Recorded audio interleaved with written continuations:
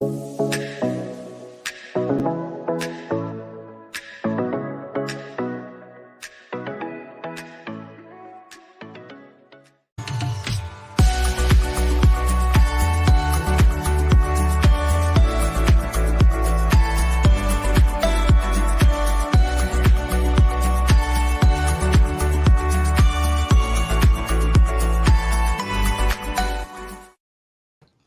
everyone. Thanks for joining us today. My name is Dave Yoster. I'm the president of the Managed Service Provider Association of America. Today, we are joined by a very special guest. Her name is Natalie Nathanson from Magnetude Consulting. Natalie, thanks for joining us today.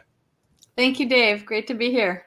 So you are the CEO, owner of Magnetude Consulting.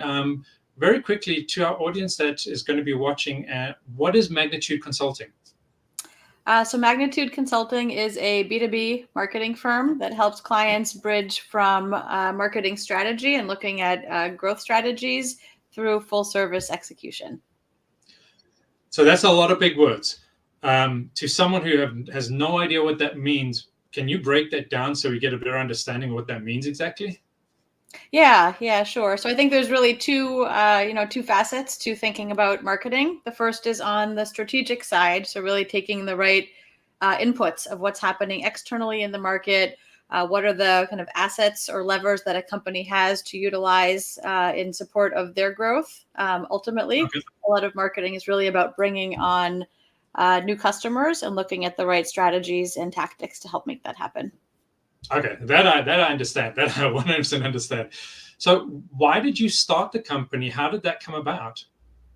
So I've been in marketing in the business to business tech sector my whole career, mostly on the internal marketing side. And after having spent many years in different marketing organizations, really had an idea of how we can be doing marketing differently and supporting companies differently with their marketing. So looking at marketing as a growth enabler to the business, looking at all the areas of specialization in marketing. It can be very hard for small and mid-sized companies to do marketing the right way, so to speak, in today's environment with limited team, limited budgets. So wanted to really bring a solution to companies that are really looking to drive growth by doing marketing the right way.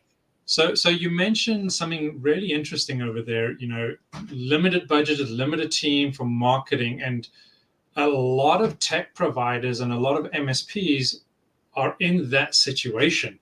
I know I can list 5 on the top of my head right now who are struggling with that. How, from a tech provider and from an MSP, what would be the first step to kind of go down that road, and what do they really need to do to go? I'm not sure how to say that exactly, but how can they start a marketing platform or strategy if they're in that situation with a limited budget, limited team? Does that make sense? Yeah, it does. And I think like many situations, there's no one size fits all solution. And it depends on whether there is any kind of internal marketing already or if the company is relatively new to marketing.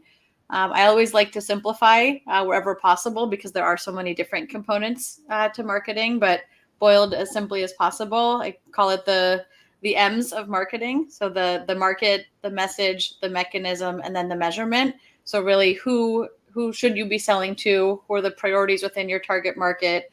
What else is happening in your market, the competitive landscape, which geographies are you looking to grow in? And right, a lot of tech services providers and managed service providers are regionally focused. So really honing in on where to prioritize there, how to talk about kind of the value and differentiation of your solution out there. That's the message. And then the mechanism is how do you reach them, right? So what are the right campaigns? Is it email marketing? Is it paid ads? Is it speaking opportunities? Is it getting involved with industry associations? So there's lots of tools in the arsenal, so to speak. And then kind of wrapping around all of that is the measurement. So setting the right goals to begin with, and then having the right capabilities to understand what's working, where do you enhance and double down, where do you need to optimize. So those areas combined really help to drive, what that go-to-market should look like.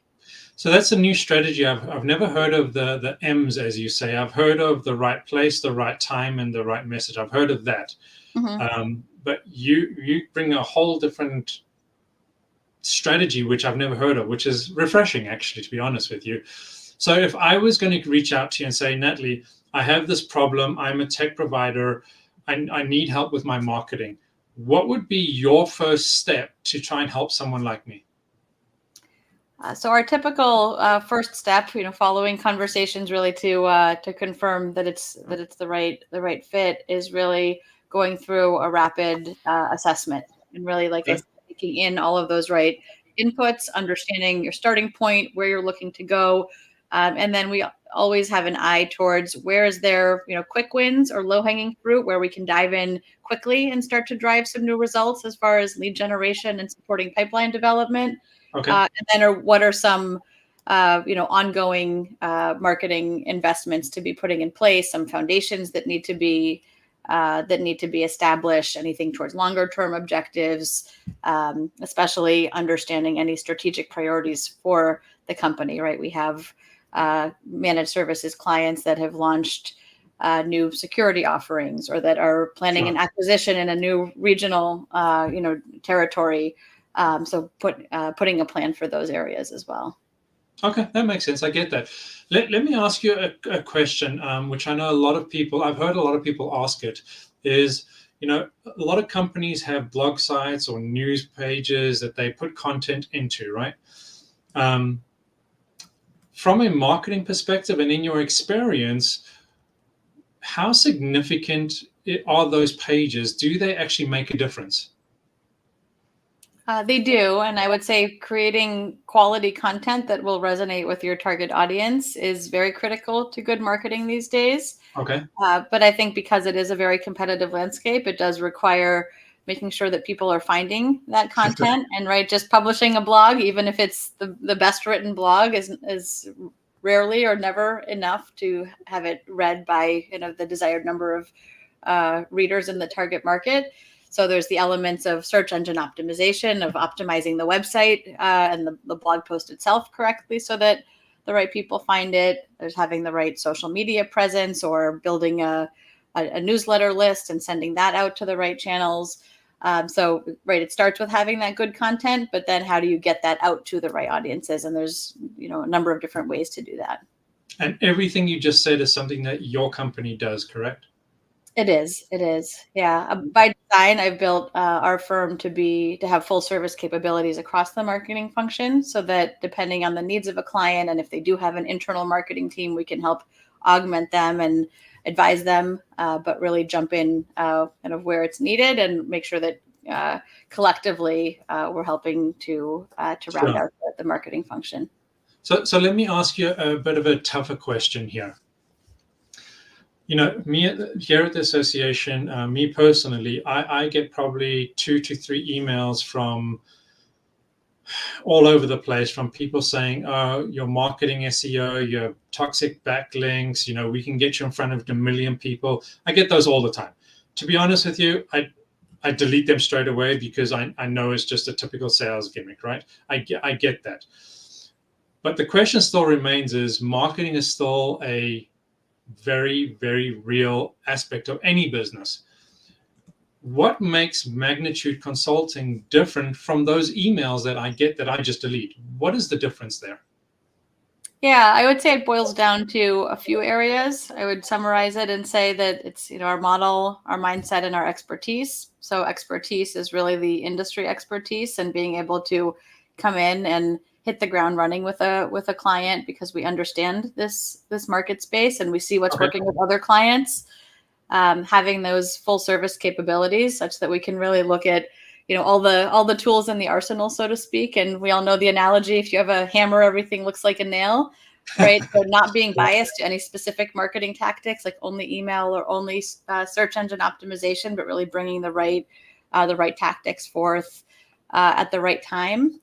And then our model is really designed both to look at the right strategic inputs and going through that market assessment, as I was talking about, but also hit the ground running and drive impact quickly, and to do all of that with a very pragmatic and outcomes oriented mindset. So working in lockstep with executive teams to really help have kind of a measurable impact on their business, and not kind of simply patting ourselves on the back because we've checked the box on a particular tactic. Sure.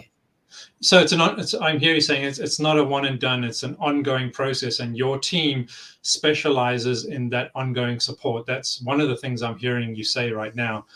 Let me ask you another really tough question: is companies out there, MSPs, managed service providers, if they had to say to you, Natalie, how much should I set aside for a marketing strategy, like as a global bucket, whether it's Google ads or whether it's LinkedIn ads? I don't know that.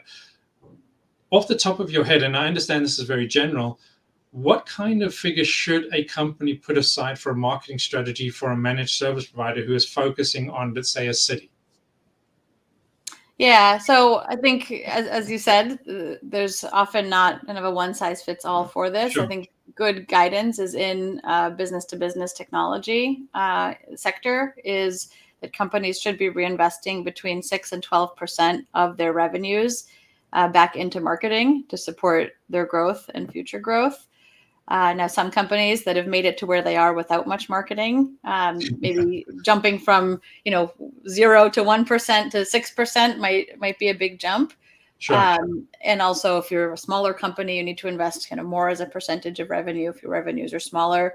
But that gives at least kind of a rough guideline as to how to think about your marketing budget overall, and then recognizing that that's split between people, tools, and advertising. Okay. And that right mix does look different from one company to the next.